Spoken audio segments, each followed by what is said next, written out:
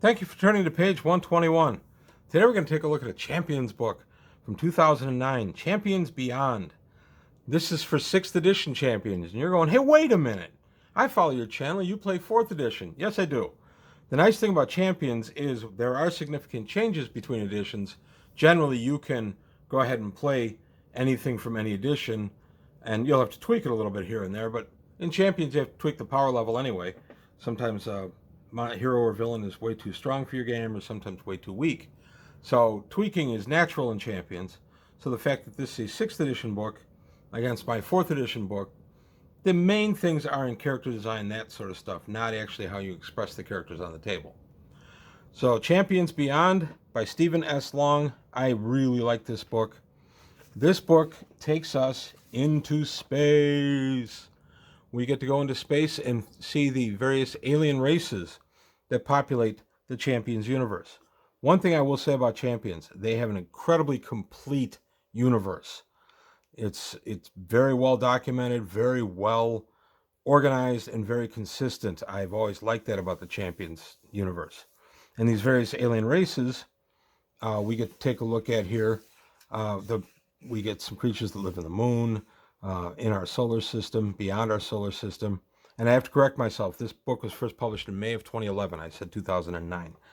So I don't want to look at all these. This is a very, very thick book. I'm only going to take a look at Chapter 5, Malva, Planet of the Super Gladiators. Going to page 94 for that. And I got a bookmark in there, right where. So obviously I use the Malvans quite a bit. What are the Malvans? Well, they are a very high-tech race that had basically conquered all difficulties within their sphere. They had no need to work. They had no wants. Every whim that they had would be fulfilled, and they started growing bored. So as they grew bored, they started doing up gladiator games. And the Malvans have kind of a propensity for heroic powers, superpowers. So the Malvans generate these gladiators, and they have superpowers, and sometimes they leave the area and they come to Earth. Not Firelord. Oh, I can't think of his name now. But we have a couple of Malvan villains that come to Earth, and this is where they're from. So we get a look at the world of Malva, their society, and what's sacred to them, sacred sites. And then we get their history. And their history is very neat because the history always dovetails with the actual history of the Champions universe. So again, the authors go out of their way to keep everything consistent. So we get the various wars that they've had in their empire, and then the Second Malvan Empire in the era of decline because of their golden age. And then we get a look at Malvan society, the government, the military. Malvan martial arts. This is kind of the neat thing about these books is you get ideas for how to build up a martial arts package for a lot of characters. And martial arts in Champions with somebody with super strength, devastating combination. So we get a look at the Malvan martial arts techniques right there. And then Malvan technology, and then the world ship itself, which is actual ship in Champions. And the Malvan Sky Spear, which is, I believe that's a starship. And then other starships. And then the Malvan Arena. And this is the main thing that I was interested in when I bought this book.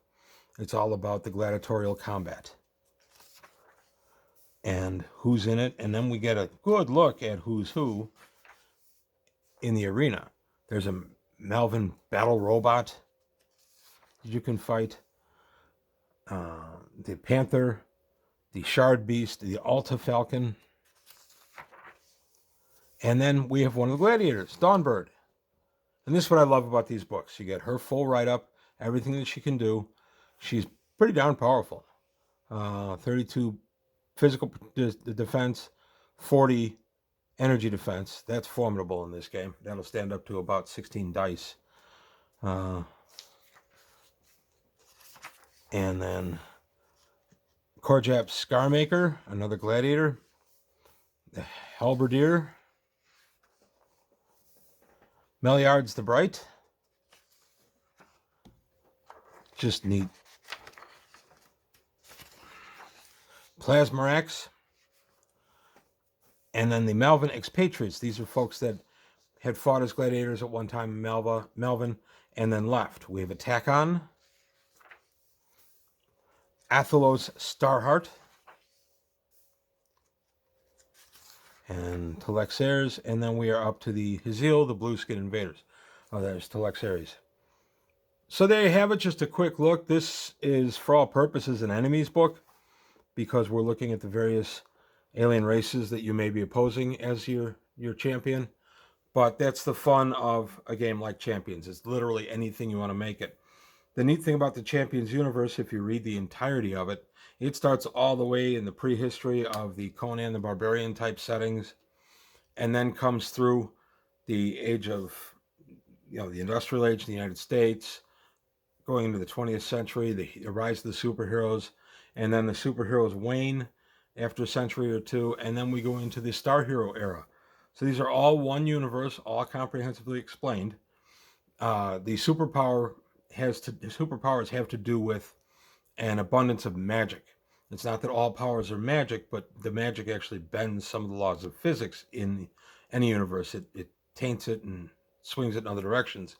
And by doing that, the magic led to the rise of superpowers, and then the magic waned, so superpowers went down. I think that's a pretty neat explanation for how you have this universe. It's as good an answer as Marvel or DC have ever come up for their universes. But that's it. I really enjoyed this book. I'm very, very happy I got it. I couldn't wait till it arrived, and then I didn't buy this off the shelf. I actually ordered this from a third party. But I really enjoy this book. These are available on DriveThruRPG as PDFs. I don't think they're print on demand. And they can be a little pricey, but there are sales from time to time, so you can look there. I totally enjoyed this and enjoy playing Champions. I've been playing Champions since '82. So it's a fun game, and it's one that actually all of us enjoy. So I recommend Champions. I prefer Champions 4th edition, but that's the big blue book. And with the George Perez cover, that's the edition I play. Stuff like this from 6th edition, I have many of the 6th edition offerings. They fold in no problem. But that's all I got today on page 121. Thank you for your time. Thanks for watching. Please like and subscribe if you enjoyed the video. Leave comments below about your Champions experiences. Take a look at the Patreon. Help me out there. And I'll see you next time on page 121.